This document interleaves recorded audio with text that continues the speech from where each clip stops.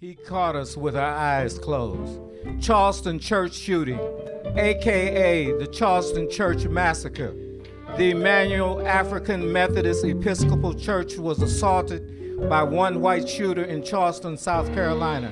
He purposefully selected the historic church in order to make his attack more notorious. A 21-year-old white supremacist accused of killing 9 black churchgoers, 6 women and 3 men, during Bible study.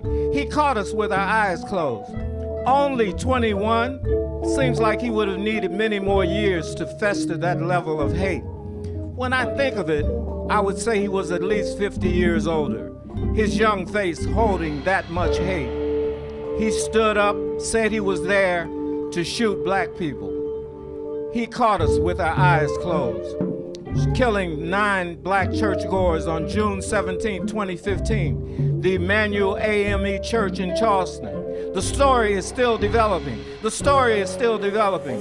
Charleston authorities reported that this mass shooting, a likely right-wing domestic terrorist assault, is a hate crime. He was motivated by his hatred of black people. It was a hate crime.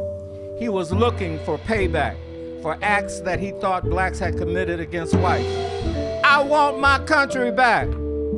Because of his mental state, horrible conduct, and his apparent lack of remorse, he faces the death penalty. He caught us with our eyes closed. 9 lives.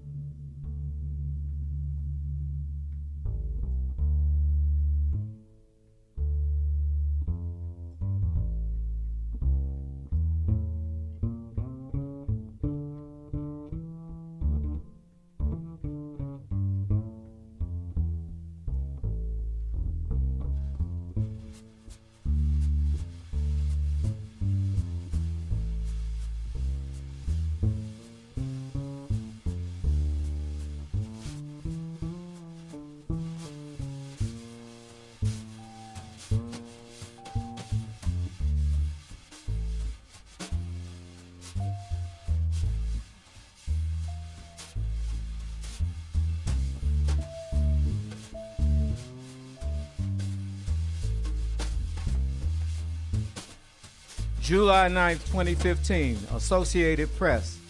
South Carolina's governor signed a bill Thursday that will send the Confederate flag to the state's relic room.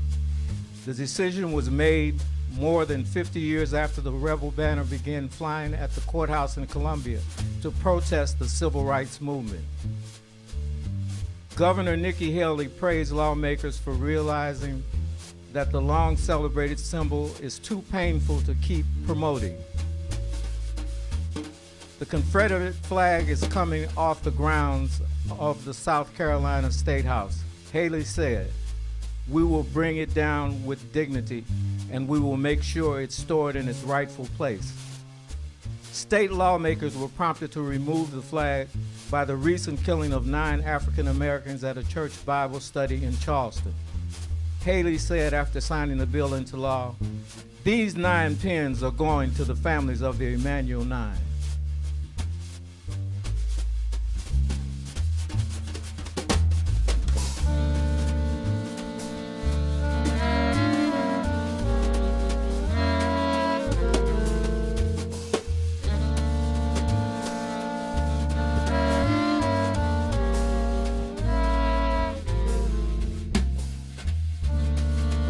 And I'm telling you right now, because too many in this nation are trying to tame the leopard, are trying to tame the interruption. Interruption is necessary. Let me prove it to you.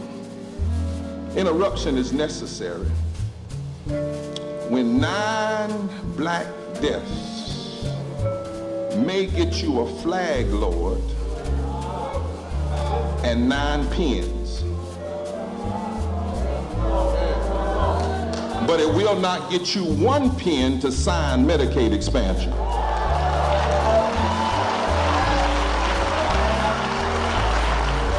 Black death not get you full voting rights, which saves black political power and produces policies to save black, brown, and poor white lives. It will not get you criminal justice reform. 9 lives will get you a flag down and 9 pens, but it won't get you criminal justice reform, which liberates black lives. Nor will it get you full funding for public education, a living wage, or economic empowerment that will lift the lives of black people and minority people and poor white people.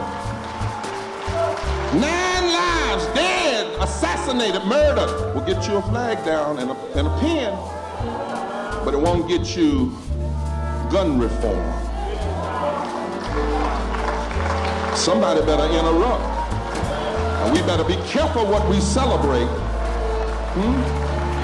Yeah. Yes, the flag should come down. Yes, it was vile. It should have never been up. But that's all you get for 9 lives.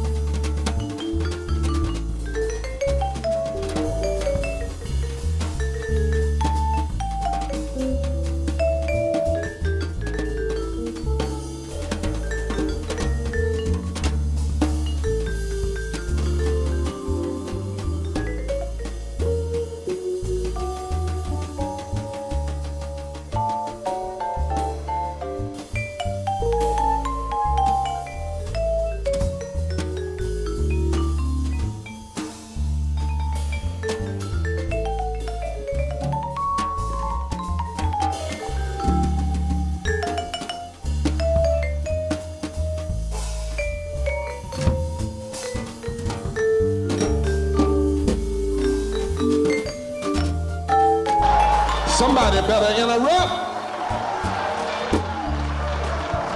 Don't you know what we are learning out of Charleston? We are learning that the perpetrator has been arrested, but the killer named racism is still alive.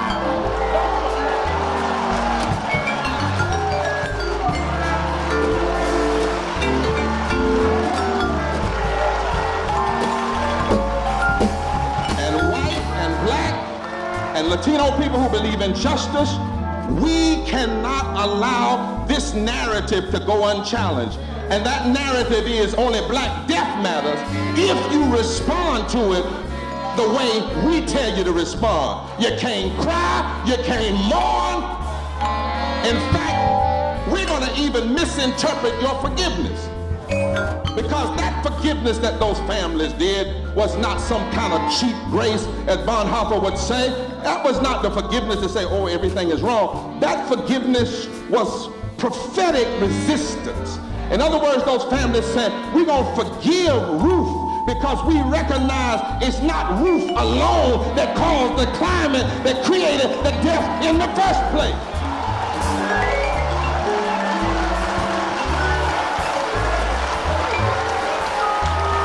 Forgiveness has nothing to do with forgiving the greatest sin of racism and inequality. And if we don't interrupt this narrative, then we become complicit in the furtherance of a chilling truth that black lives don't matter, only black death. I cannot help but remember how 4 black girls had to be blown up in a 16th Street Baptist church in order to get certain people to consider that racism in Alabama Governor George Wallace had gone too far. And it was only after the deaths of Medgar Evers and James Chaney and Jimmy Lee Jackson and Viola Woosa, a white woman, and James Reed and Michael Swarner and Goodman,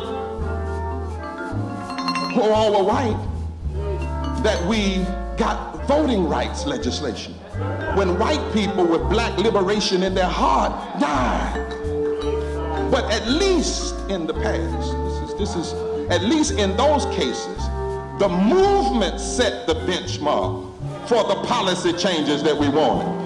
The movement didn't allow them to just offer us anything for those deaths. The movement said, if they die, this country will change. If they die, we will have a Civil Rights Act. If they die, we will have a Voting Rights Act. And when they had those funerals, they mourned. Emmett Till's mama made America look at her son's body. Because blessed are they that mourn. You're not blessed when people die and you act like it's time to have a party.